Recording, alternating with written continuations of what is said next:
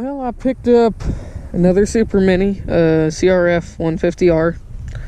This thing's a 2018, and what's pretty ironic is that the 85s are the direct competitors to this bike. There's a lot of dispute over which one's better. Say 150, 85, everyone always is trying to figure out which one's better. So this video, I'm gonna give my honest opinion on which one has pros and cons over an 85 and a 150. So yeah, let's get into that. For starters, first thing you do on a bike is start it, and I tell you that the 85 starts a lot easier than a 150. You know, hot start, choke, all that. Just in order for it to get running, it takes a lot to start a 150 compared to a 85. Gotta kick it just right on compression right there.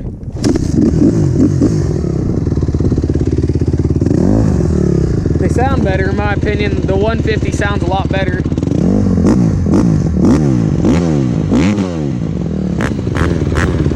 Clutches are a little tighter than in 85s, but I'm pretty sure that's just because it's a bigger motor and all that.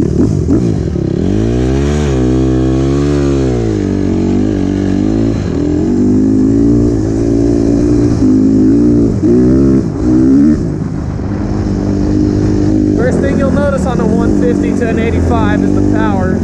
85 feels like it's a lot quicker delivery. A 150, an 85 is uncontrollable. A 150 is a little more controllable, and the power feels a little more ready to go.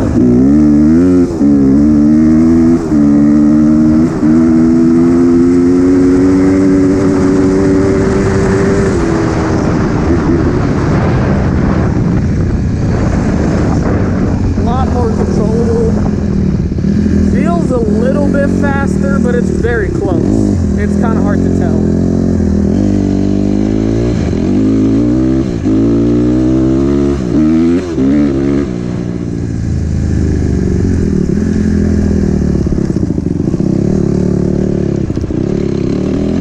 The brakes feel better on the 85.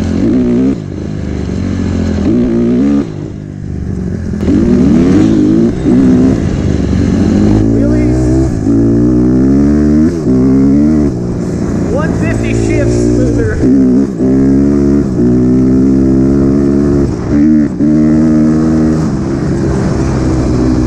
a little more loose, like it always wants to go on its side.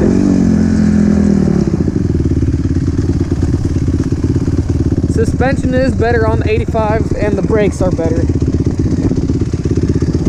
At least this one has a easy idle to adjust for cold starts. So right off the bat, whenever you ride one of these, you notice compared to an 85, the brakes and suspension are slightly worse, and the bike is heavier.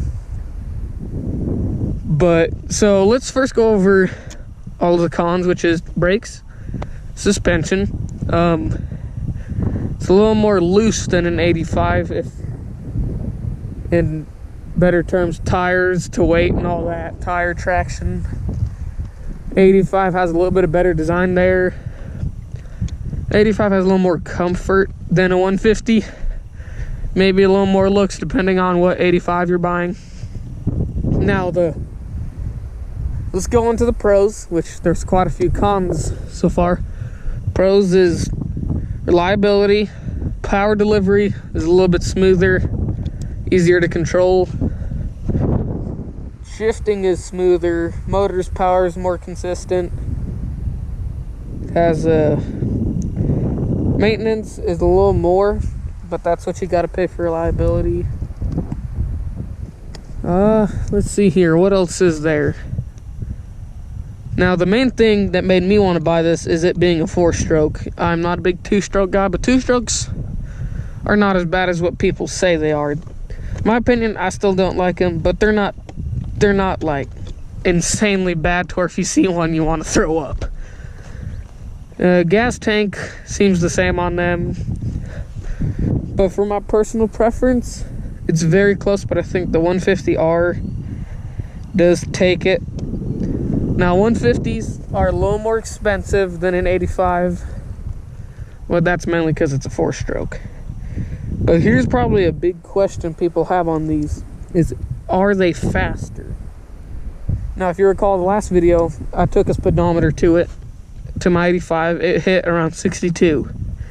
So we're gonna do the same test on this one and see what type of speeds a 150 has compared to an 85. And yeah, let's really see which one is faster. Cause got the speedometer app. Let's see here, 150 or 85. Which one is the faster bike? See which one's the better starting bike. It started first kick, we're good.